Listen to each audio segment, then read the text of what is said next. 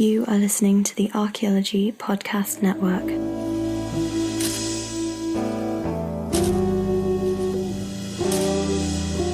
Hello and welcome to the CRM Archaeology Podcast, episode 69 for September 30th, 2015. I'm your host, Chris Webster. On today's show, we interview archaeologist and author Francis Pryor about his upcoming crowdsourced archaeological fiction book. Francis has been a fixture in British archaeology and has participated in many episodes of the popular British show Time Team. So, listen to this podcast, then go write your manuscript and send it on to Unbound, the publisher you're about to hear all about, because the CRM Archaeology Podcast starts right now.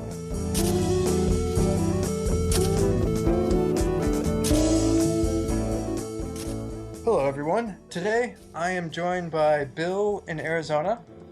Hello. Chris, who is doing some field work in California. Hey. And our special guest, Francis Pryor. Hi. So, Francis is here to talk to us about his new book coming up. It is a crowdfunding book, so something very new to archaeology, and it's a different sort of book. Francis, can you tell us a little bit about it? Yes. Well, it's the second of a series of detective mysteries featuring an archaeologist who is working on excavations. This one takes place on a live televised excavation. And in the course of that dig, he uncovers and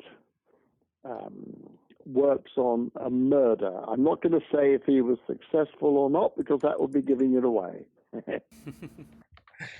And you're doing this through crowdfunding. You're publishing this book, correct? That's correct, yes. I mean, I could have done it conventionally because I am I am an author and I do have publishers. But I decided to do it through crowdfunding because I wanted to get through to a slightly different audience. I wanted to reach a slightly younger audience. I wanted to reach an audience who weren't necessarily familiar with my, more academic type books, my other archaeological books. In other words, I wanted to broaden the scope of my audience. And the process, is it, so obviously you have the sort of end result and the crowdfunding and stuff like that, but in terms of the rest of it, so coming up with an idea, writing out your idea, taking it to an editor, copy editing, all that stuff, is it very different with, I believe your publisher is called Unbound for this book. Is it very similar to what you've experienced with your other sort of publications, or is it something completely different? That's very interesting you should ask that, because, my other publishers are HarperCollins. I've done sort of half a dozen books with them, and Penguin. So, big national publishers. And the editorial process is precisely the same. Unbound's editorial policy is very strict. They don't accept rubbish. But in order to get the book funded, crowdfunded, it has to be accepted by Unbound. So you have to put in a proposal, a detailed proposal. You then have to argue your case. And they then have to accept it. And when I did my first book with them, which is called The Lifers Club, it's quite difficult to get it accepted. It's not easy. People think, oh, well, if you're going crowdfunding, you can publish any old rubbish. You can't. You really, really can't, because they don't want to put all the effort into raising the money, getting the subscribers, only for it to fail. So, you've got to jump through a lot of hurdles, a lot of hoops before you actually get the book commissioned. So, Francis, this is Chris real quick. I just want to be clear. Yeah. You're doing the crowdfunding through the publisher? It's a publisher that does crowdfunding? That's correct, yes.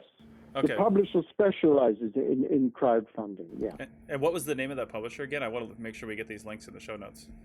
Yeah. The publisher is called Unbound. Okay. Unbound.co.uk. Okay. Do you know if they only service like UK manuscripts, or do they look internationally? I think they look internationally. Okay. Cool. I'll definitely check into that. Yeah, sure.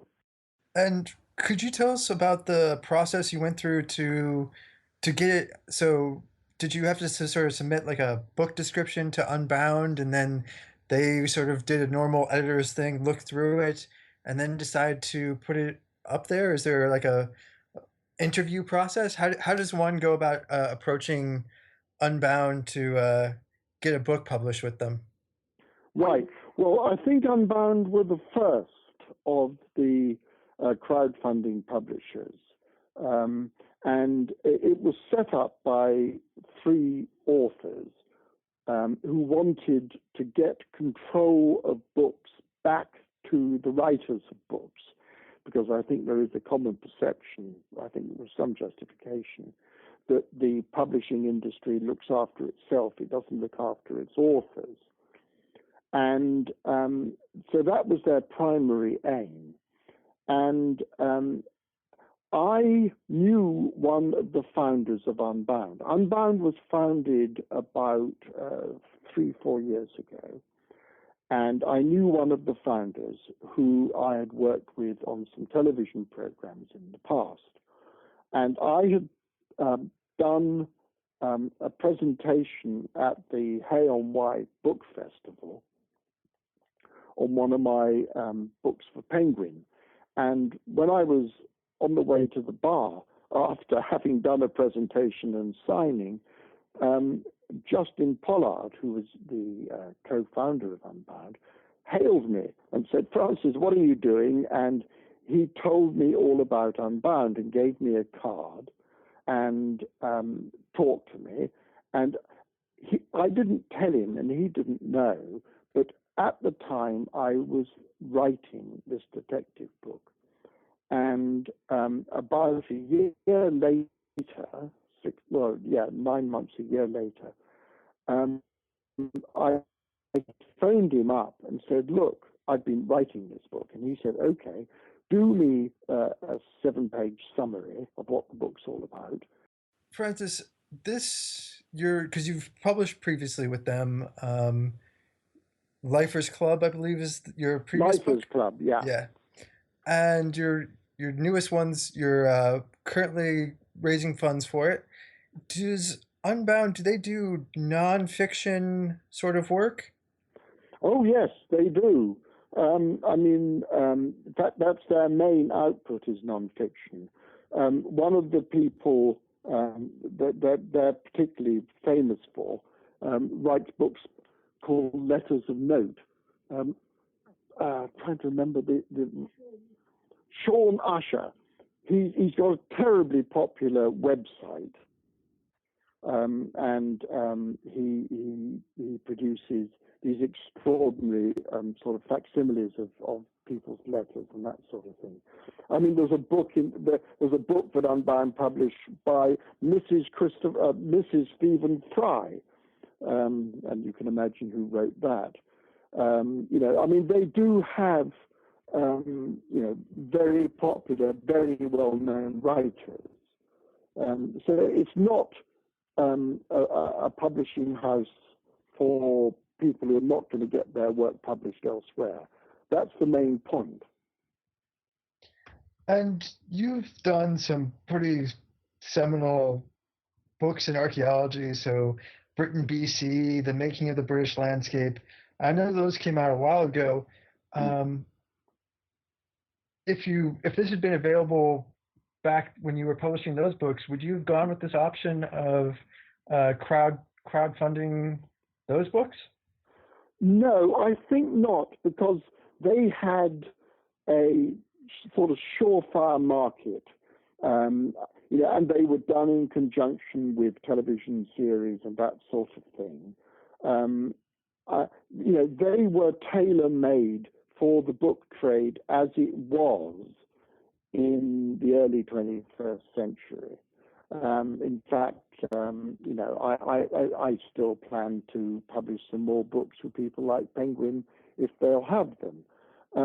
But it was specifically my venture into fiction, which I felt required a fresh approach, a fresh audience. And I think that's the great strength of crowdfunding, is that it allows you to change tracks, to move in new directions. And if I was thinking of launching a new archaeological series, say I was doing an excavation or something, and I wanted to produce reports that were going to go beyond the immediate audience of a particular excavation, which might well be a very local audience. If I wanted to do a bit more than that, then I would look quite seriously at crowdfunding. So, Francis, what is the book about that you're getting crowdfunded right now, and when do you think it'll be out? or how much can you say about that? I think, I can't say much because I mustn't give away the plot. But it's the follow-up to the Lifers Club. Okay. The Lifers Club was based on a true experience I had. I live in the Fens, and for our friends across the Atlantic, the Fens are the lowest lying, flattest part of Britain. It's sort of a miniature Holland at about sea level. Mm-hmm. And it's a very flat, wet, windy landscape, which I love because I live here. But it's got a prison in the middle of the Fens at Whitemore, which has some fairly hardened, nasty criminals in it. And a long, long time ago, I got invited by the lifers prisoners at Whitemore to do some talks on the archaeology of the Fens. And when I actually got to meet them, far from being these sort of blood-curdling murderers, they turned out to be charming, very nice men. And I got on very well with them. And I did a couple of talks for the Lifers Club. And this eventually set me thinking about a book. And so that's how my first book arose. And the second one, which I'm doing now, is based in the southern Fens around the cathedral city of Ely, in the Black Fens, the peat Fens. And there's all sorts of nasty goings on in the murky, dark peat, and it's sort of mixed up with the early Christian church and pilgrimages in the modern period and those other things.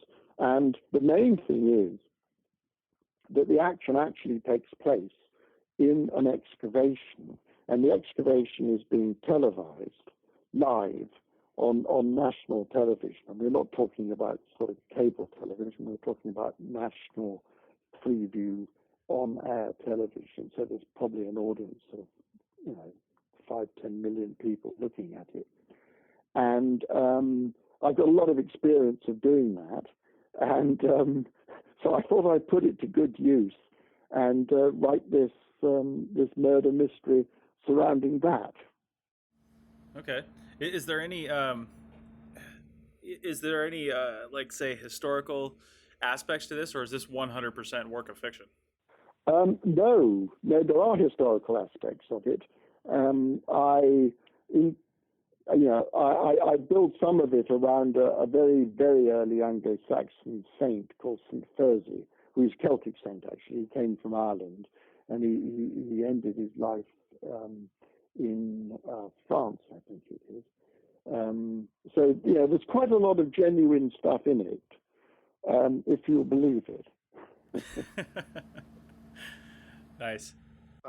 Francis, Yeah. I've been an advocate of, so a little bit on me. I've done cultural resources in the United States for a few years now, and I have seen amazing sites get excavated and written up on, in really good technical journals, technical series about these great sites, but then I've watched them just kind of go into one of those Indiana Jones vaults where there's, endless room of technical journals and no one ever looks at them again unless they're a PhD student, right? And so I've kind of been an advocate of making vernacular accounts so that people who live in the community can learn a little bit more about the history and the archaeology of their area. Do you think that crowdfunded either nonfiction or fiction is a good way to get that out to the public? I do, absolutely, yes. And I got a lot of sympathy for you, with you, because, for 10 years, I worked at the Royal Ontario Museum in Toronto. So, I used to commute across the Atlantic because I was digging in England in the summer and going back to Toronto in the winter. And I spent a lot of my time in the States. And I know exactly what you're talking about, because archaeologists over there have managed to build up this terrific rapport with the local community. And yet the reports they write, at least I'm basing this on what I know about working a long time ago, were often, based on 5-foot squares in those days, but very, very heavy-duty learned stuff. And, if you were a member of the local community, you must have been tearing your hair out. But nowadays, I think something like crowdfunding is absolutely the answer to your problems. If I know local communities in North America, there are going to be people there who would dip into their pockets good and deep to fund this sort of information. And that's basically all it is. It is just subscription. You have various levels. So, in my books, the cheapest level, which is, I think, £5, is the ebook. Then for £20, you get the special hardback. For £50, you get the special hardback, which I am kind enough to sign.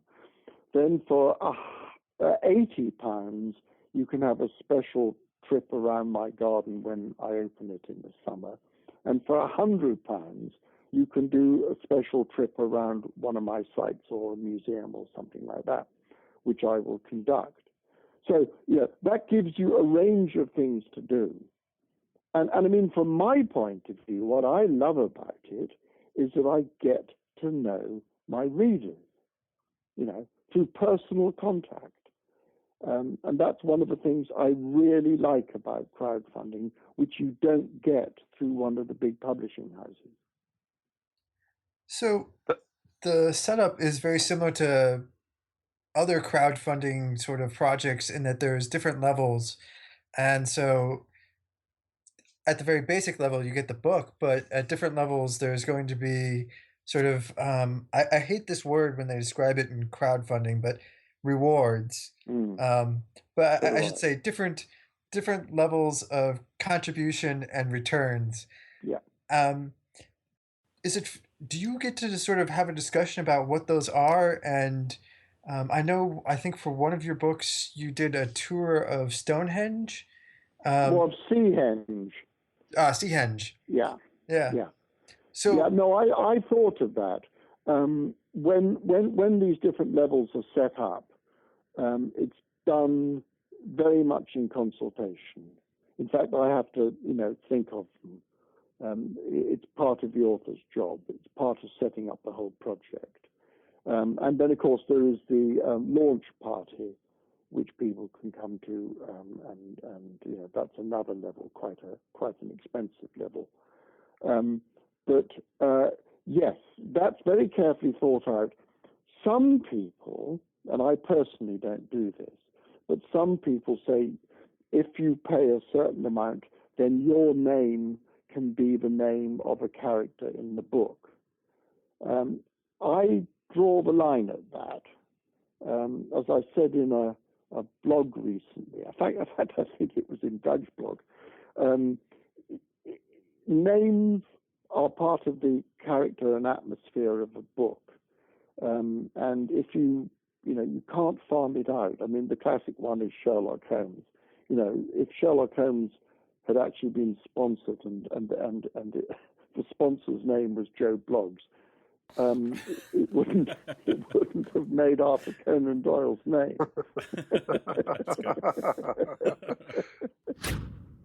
All these things we make no apology are the study of archaeology, but we don't do dinosaurs. Did aliens build Stonehenge? Did the Easter Island statues walk? Did the Vikings colonize Midwest America? What does mainstream archaeology have to say about all of this? Listen to the Archaeological Fantasies podcast and learn about popular archaeological mysteries. Hoax or fact? Learn to tell the difference with Dr. Kenneth Fader and co-host Sarah of the Archae Fantasies blog. Check out the show on iTunes and Stitcher Radio and at www.archaeologypodcastnetwork.com/Archae Fantasies and get ready to think critically. Let's get back to the show. Funny beady blokes you will see are a staple of archaeology. How would you go about pitching one of these proposals? I mean, does it seem like your publisher is going after established writers like you, or is there a proposal process that things get thumbs up and thumbs down? Yeah, there is a proposal process, and they don't just go after established writers. But one of the things that the Unbound people are looking for is an internet presence. So that when I went to them 3 years ago with my first book, with the Lifers Club, I could show that I had a blog with, 1,300 followers or whatever it was, that I had a fairly big presence in the television world because I was doing television work. And then they immediately set me up with a Twitter feed, which I didn't know anything about at the time. And before I knew it, I'd got 4,000 or 5,000 followers. Wow. So now, I now begin to understand it. I've got lots of Facebook friends. I've got 7,000 followers on Twitter and so on. And so I've learned to, rather late, but I've learned to play that game, to do the internet. But that's terribly important. You've got to have an internet presence if you possibly can. But having said that, if the idea is strong enough, the crowdfunder will help you do all of that because it's in their interest. They want good books. Francis, a question about that sort of internet presence. I noticed that there's a Twitter account for Alan Cadbury. Am I pronouncing the character right? How did you get hold of that on the other side of the puddle? Yeah. So you've was that something you did, create a Twitter account? Well, I guess a real life sort of persona for your fictional character, or is that the publishers? No, that wasn't the publishers. They didn't know anything about it, although they laughed quite a lot when it happened. That was something which, now I I don't want to spoil this, but a lot of people believe in Alan Cadbury. They think he's real. Nice. We all need something to believe in. You got to have something to believe in. But the main thing about it is that when he does his tweets, he isn't me. He's Alan Cadbury. He's got a separate geographical identity. So yeah, that was a bit of fun, which a close friend of mine and I came up with. Yeah. But don't tell anyone else, for heaven's sake. Nice. Francis, I wanted to ask you real quick. This is Chris again. So you've published books through, like you said, through traditional publishing methods, with regular publishers. Are the contracts any different? I know as a first-time author, I published a book a year ago, and I mean, I don't know. It's a small publisher. They kind of just do like archaeology things and stuff like that here in the United States. And I got 8% for each book. I don't know if that seems pretty standard for their contracts, but is it similar for the for going with Unbound because it's a different format, or is it different? That's a very good question, and normally speaking, I wouldn't dream of answering it in a straightforward way. Right, no numbers or anything. I just want to know if they're similar. No, to of course not. mainstream. No. I mean, one of the points of doing crowdfunding is that you put a lot more work into it as an author, into the marketing of your book. And one of the reasons you do that is that your return on the book is concomitantly higher, because you're not paying for marketing people, you're not paying for all of that expertise. So when I'm with a big publisher, my return is roughly, I don't know, it depends on whether it's cut price editions or whatever, but normally the author's return is between, as you were saying, between 8 and 10%. Mm-hmm. But with Unbound, it's half. Oh, wow. You get 50%. Wow. And that is fairly standard. But on the other hand, your sales are a lot lower. Right. So, if I sell a book through Penguin, I'm going to sell, well, I mean, my Making the British Landscape sold 10,000 in hardback, before it moved into paperback, when it sold, many, many times that. So you get a bigger return, but you put a hell of a lot more effort into it. So, to be honest, the amount of money I've made out of the Lifers Club is a good deal less than I would have made had I done it through conventional publishers in the normal way. But, that's not the reason you do it. Of course not. Yeah, but interesting nonetheless. Yeah, I mean, and that's despite the big proportion one's getting of the money. Well, to me, it seems like a good middle ground between, say, traditional publishing and ebook publishing, where ebook publishing, you're typically doing everything, like 100% of the work yourself. With that, you might hire an editor, or you might hire somebody for graphic design or something like that, but chances are, sure, you're doing everything, and then you're also getting 100%, or, minus whatever Amazon or whoever you're putting it on is going to take, but you're getting a higher percentage. And it's nice going through somebody like Unbound, where you can actually, it's a publisher, you can get a book, you can get an ebook, and you also get that slightly higher return, which is, it seems like a good middle ground. Yeah, no, I think you're absolutely right. I think it is good middle ground. I certainly don't feel that I'm taking them for a ride, and I certainly don't feel that they are exploiting me. I think it's a fair return for the effort I'm putting into it. But the thing that I love about the crowdfunding is that you're part of a team. I mean, I know a lot of the other authors now with Unbound. How else would I have met, I don't know, a poet? I mean, people like that, which are completely outside my normal realm of experience. I've met lots of really interesting, really nice people through Unbound. It is a family in a strange way. And it's that side of things which I find so refreshing, so exciting, and such fun. I mean, parties and things at Christmas and whatever, which are genuinely relaxed, because we're all helping each other. I mean, I don't know how many of my co-authors at Unbound, their books I've subscribed to, but it must be, I don't know, at least a dozen. And I wouldn't have done that normally, but, it's part of the process. Nice. That's good to know. It's nice to hear that there is they are helping to create a wider community, and it's not just an author working with an editor or something like that. And, and you're kind of working in that vacuum. You're working with everybody else, so you get to meet everybody else and see the different types of work they do. I like that. Yes, Mia. Yeah, I do too. And with this whole 50%,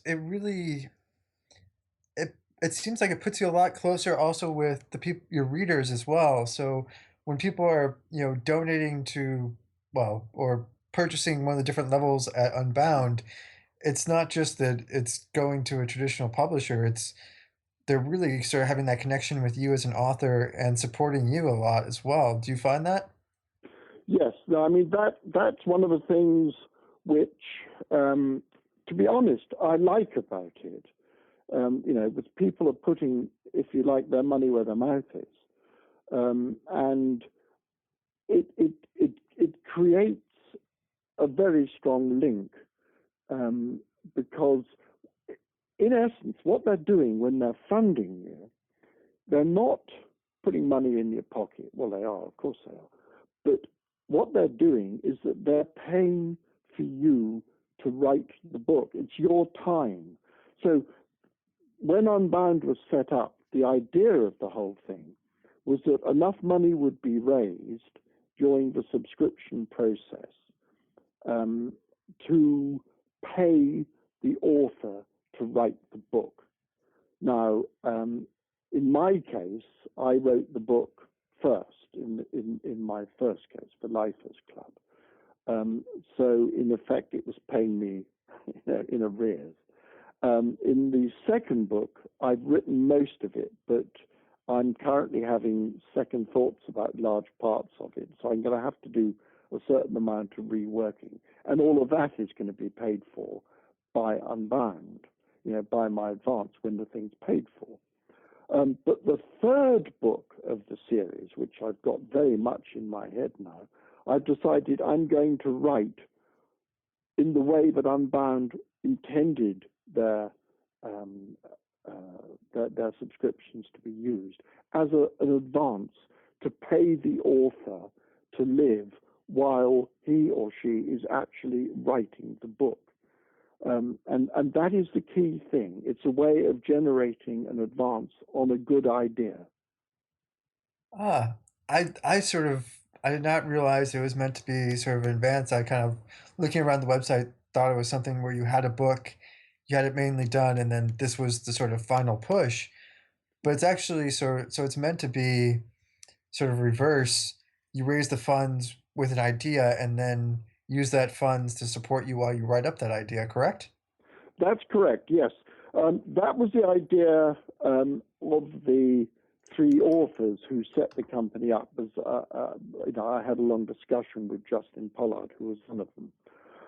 And that was their idea. And in some cases, that is actually what happens.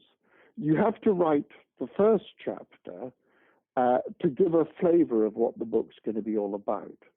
But you don't have to write the rest of the book. You write the first chapter, which could be as long as you want. So, let's say you produce 5,000 words for the first chapter, and then you produce an outline of the book, and that is what you use to sell the book, to raise the fund. And then, you see, if you're then writing it while the subscription process is taking place, that also helps, because you can then do blogs and that sort of thing, which will bring in more subscribers. So that's another way of doing it. Or you could get the whole thing funded and then start writing. The two ways of doing it. I personally, next time round, I'm going to be writing while the funding process is taking place. With any luck, I'll get the funding sort of halfway through my writing, and then I'll do the last bit on a fully funded book. So, for some of our listeners who might be interested in going through this sort of process, what is sort of, I don't even know if there is a set time scale, but is there sort of a if you produce the first chapter and you have the outline, are people sort of expecting you to deliver the book within a year, 2 years? Is there sort of a timeline at all to that? Yeah, there's a very approximate timeline. I mean, I forget what it was on my contract, but I think the timeline is, I think it's a year, but it's very flexible, because it depends how long the fundraising takes. I mean, the fundraising for my Lifers Club book took 6 months. My second book has taken a little bit longer. That's partly because the whole Unbound thing has become bigger and more diffuse. And then I would imagine the third one will take, roughly speaking, the same time. So there are deadlines, there are timescales, because if you think of it from Unbound's point of view, if your project isn't going to work, if the boat isn't going to float, they've got to have the chance to say, no, I don't think this is going to work. Although actually, in the real world, they do that very, very rarely. I can only think of maybe one or two examples where that's happened. Basically, they want the projects to work because the people who set up the company are all authors, and they know what hell that would be if your project did nosedive. So I'm wondering, Francis, this is Chris again. What, just to kind of drill down into this because I'm so curious about it, what exactly does Unbound provide as their service? They clearly provide like the crowdfunding platform, but then when it comes to like editing and cover design and layout and things like that, do they do all that too, like a real publisher would? Yes, they do. They're very good. In fact, their standards of production are, to be honest, higher than most regular publishers. They really are. I mean, the first book I did with them, The Lifers Club, the actual production of the book, they used the proper sort of 18th century typeface, which had been updated. It was a beautiful hardback production. It had a marker ribbon in it, which is something I haven't seen in the book for years. And then, of course, on the sort of final 10 pages are the list of all the subscribers. So no, they do a very, very high quality production. The letters of note for Sean Usher books, which are these facsimiles of letters from, I don't know, Elvis Presley and God knows who, are of beautiful, beautiful productions. I mean, and they take a real pride in that. And the editors, my agent, who is one of the best agents in the business, he's Hilary Mantel's agent.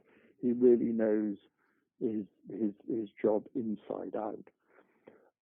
He told me that the actual copy editing and story editing, because I kept him in on the whole process of my first book, he said was as good as anything you'll get in the conventional publishing world. So I think the actual standards of production are as high, if not higher, than in the publishing world in general. Nice. That sounds good. Yeah, I'm very impressed. I got that whole different type font. That sounds amazing to me. I mean, that's the kind of stuff that you can do with an e-publication that's more difficult to do with paper. And right away I thought of something like having the 19th century typeface for, if you were describing the life of the 19th century people, and then, a 1980s or a 1950s typeface for the archaeologist who's in the present, excavating. That was just the first thing that I thought of.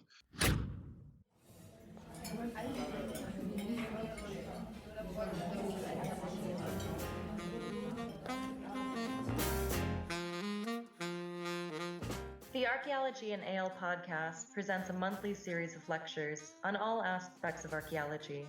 These lectures are part of the Archaeology in the City program, hosted by the University of Sheffield in England, and are held at the Red Deer pub near the end of the month.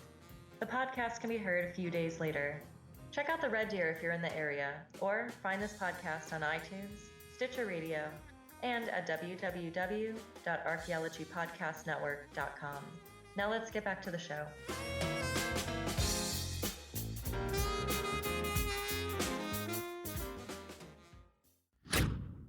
I'm really interested and curious about your writing process. So, writing technical archaeology reports and being, like you said, one of those stodgy Americans that writes that really dry stuff. How do you remake yourself as a fiction writer? I think the answer to that is that it's a hell of a lot easier to write the technical stuff than it is to write the non-technical stuff. Having written, I don't know, a couple of dozen heavy-duty monographs of excavations I've done over the years, they are a lot easier to write because you can fall back on the jargon, and you don't need to use punctuation if you're writing academic English. It's a very easy form of writing. And then when I started writing my popular books, back in the late 1990s, I realized how very difficult it was. And I had a professional London agent, and I would send my early drafts of my books to him, and he would just send them back covered in red crayon. And I learned how to discipline myself, because it requires more discipline to write popular stuff, not less. Far more. You have to be much more precise, but you also have to be more intimate. You have to be more friendly.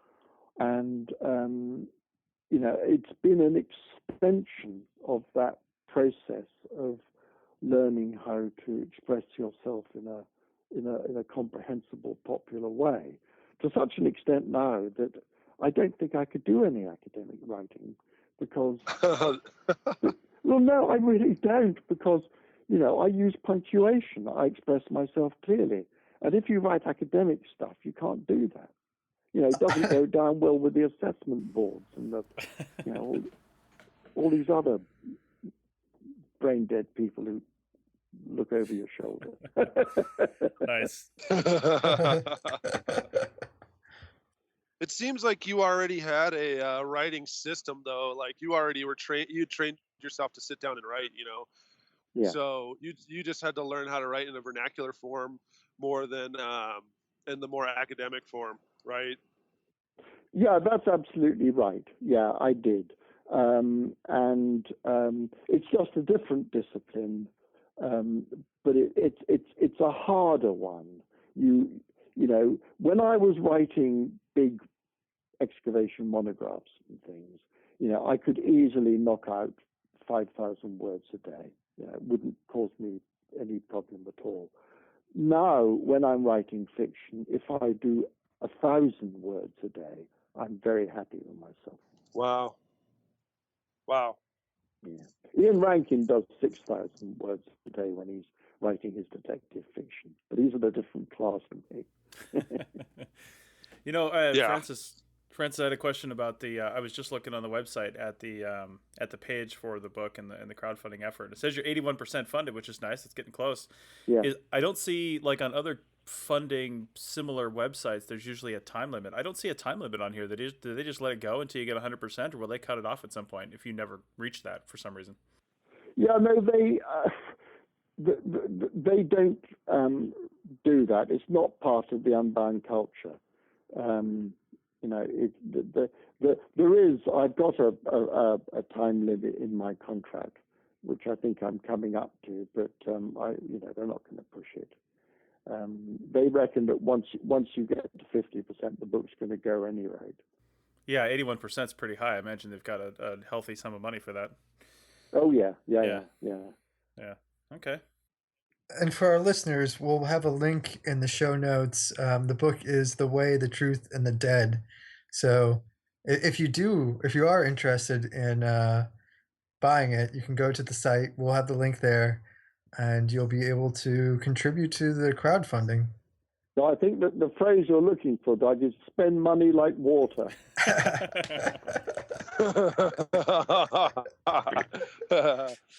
Yeah, I think you found the right guys then. Yeah, we had an author on about a year ago that said to go out and buy his book and then burn it and buy another one if you wouldn't mind.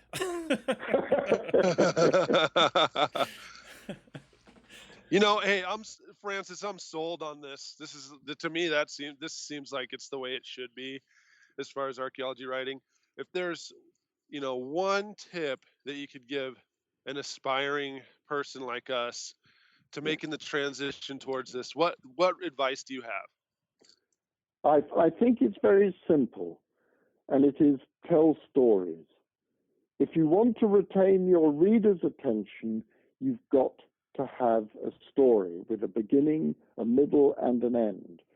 And I think one of the problems with archaeological writing is that it's descriptive, that people think you can describe something and that will retain people's attention. It won't. You can only retain people's attention if you're telling a story. That's good. And I think that's absolutely the key thing. That's all you need to know. That's basically the one thing we don't do. Exactly. Nice. Putting the gray in gray literature out here. One sort of final question. I've known quite a few archaeologists I've worked with who've done a lot of fiction, but more not actually as contemporary. Like their main characters haven't ended up being archaeologists, but they'll do fiction on, you know, past cultures, stuff they've actually dug, but 2,000 years ago. Have you run into other archaeologists who are working on sort of fiction work? I know I've met quite a few, but it doesn't seem like there's a community or a place where people sort of meet up to, archaeologists meet up to talk about their fiction writing. Have you run into other archaeologists doing this? Have people approached you and said, "Oh, by the way, I do fiction as well"? That's very interesting. No, not as an archaeologist, I haven't. I've met quite a few people subsequently, since I've started writing popular stuff, who have some archaeological experience. But no, I haven't met an archaeologist as such who writes fiction. The only one I ever did know was my professor at Cambridge back in the 1960s, Glyn Daniel, who wrote The Cambridge Murders, which he set in a college between two medieval colleges in Cambridge, a non-existent college because there was no space between these two colleges. And in my second book, one of my heroes, one of the people in the book, is actually a fellow at this college of infinite thinness, and we revisit the college that Glyn Daniel wrote about in the 1950s. So there's a little bit of sort of fun in that, for connoisseurs of obscure archaeological fiction. But to answer your question, no, I don't know of other people who are writing, fictional archaeology, and I wish I did. I mean, if you could set it up, Doug, there would be it would be great to have a blog presence or something, maybe at the next Institute of Field Archaeology conference or theoretical archaeology group or something like that. There could be an organization, a seminar for archaeological fiction writers. It would be a very good idea. Yeah. Yeah, one of the it's interesting. One of the blogs I follow, she's an archaeologist, but she writes fiction, and so I actually follow her fiction blog, which is quite interesting. And I've met quite a few other ones, so yeah, really? It would be interesting to set up some sort of community of archaeologists who write fiction. That's a really good idea. It really is a good idea. Yeah. Yeah, it'd be great. I mean, the podcast is going to be heard by a lot of people, but it'd be even better to have a more prolonged platform for people who want to write fiction that are archaeologists, or even people who write fiction that need more information about archaeology, where they can go and learn more. Yeah, I think that's a good idea. I mean, one of the reasons I got into writing my detective stories is that I was at a railway station, and I went into the bookshop, and there was a book which was set on the Norfolk coast, a detective story, and so I bought it and read it, and I thought it was a cracking good read, because my archaeological work is on the North Norfolk coast. That's where Seahenge was, and so on. And when I got to the acknowledgements, it said this book is based largely on the work published by Francis Pryor in his book Seahenge, to which I am extremely grateful. I thought, bloody hell. Nice. So that sort of set me thinking. I subsequently met the lady in question, and she's a very nice person. But so actually, her detective, who is also an archaeologist, makes a guest appearance in the Lifers Club. She's the archaeologist who excavates one of the murders there. Nice. So, Francis, I've got one last question before my internet connection gives out. Yeah. Do you need to read the Lifers Club before you read The Way, the Truth, and the Dead, or do they stand on their own? Is it a true sequel, or are they just similar characters? It is a true sequel, and Okay. you don't need to have read the first before you read the second. Okay, so the hardback I just ordered of The Way, the Truth, and the Dead, I can read that when it comes out? You can, yeah. Nice. And if you ask me nicely, I'll sign it for you. Nice. Well, I'm in Nevada, so we'll have to work that out. All right, awesome. I think that's good. Oh, I did have another question. The Lifers Club. So I see that being promoted on Unbound here, but is that available anywhere else, or do you have to buy it through them, or do they distribute to anyone else? Well, in Britain, they distribute to bookshops, but Okay. it's probably best to buy through them because that way I get my decent cut. Well, yeah, there you go. Okay, good to know. I hear you there. If you do it through Amazon, I get bugger all, to use a technical term. Oh, I'm aware of the bugger all you get from Amazon. Don't worry. I think Bill is too. Yeah, I am. Yeah. Yeah, 'cause Yeah. both Bill and Chris, you guys' books have been on Amazon, have they not? Yeah, and Yeah. mine actually isn't an ebook or anything. It's a hardcover. Well, it's a softcover book, but it's a real book, and I get such a higher percentage, as low as it is, when you buy straight from the publisher, of course, versus Amazon. With Amazon, it's way lower because you get the same percentage, but you get it from the price Amazon sells it at. So the cut's lower because it's cheaper there. But it is what it is. Like you said, you don't do this for the money, right? No, but Yeah. it helps. It does help. Helps bring that next one out. Yeah, mine are both on Amazon, so I'm pretty familiar. Yeah. With the royalties and the way that works. Mine aren't in bookstores. Mm-hmm. Yeah, I don't know. Mine's in bookstores. It's at conferences, but I don't know if it's in bookstores. Isn't conference another word for bookstore for archaeologists? Yeah, for us it is. Yeah. And that was Francis talking about his new book, The Way, the Truth, and the Dead. You guys can check it out on Unbound. Go buy a copy. Or, as Chris was saying, buy a copy, burn it, and buy another copy. Nice. So if you have any questions, Francis is on Twitter, and he also responds to comments on the Unbound page of his new book. So hopefully we'll see you guys out in the field, and hopefully you'll be reading this book when we see you.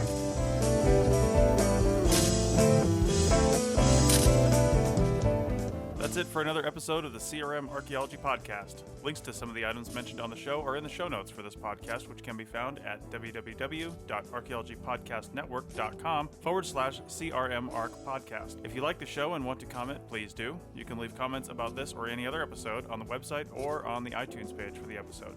You can also email me at chris@archaeologypodcastnetwork.com or use the contact form on the podcast webpage. If you'd like us to answer a question on a future episode, email us. Use the contact form on the website or tweet your questions with the hashtag CRMArcPodcast, or you can tag @ArcPodNet in your tweet. Please share the link to the show wherever you saw it.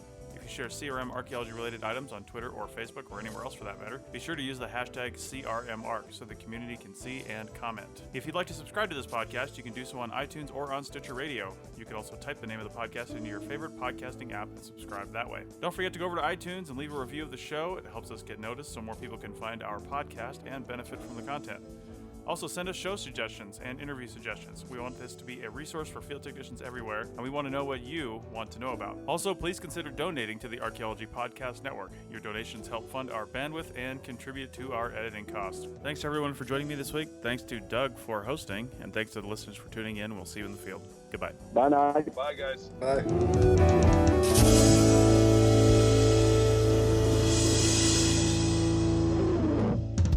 This has been a presentation of the Archaeology Podcast Network. Visit us on the web for show notes and other podcasts at www.archaeologypodcastnetwork.com. Contact us at chris@archaeologypodcastnetwork.com. The one thing I really regret about North America is that I can't get Coors beer anymore. Wow, I'm not sure nice. if that's a regret. Thanks again for listening to this episode and for supporting the Archaeology Podcast Network. If you want these shows to keep going, consider becoming a member for just $7.99 US a month. That's cheaper than a venti quad eggnog latte. Go to arcpodnet.com/members for more info.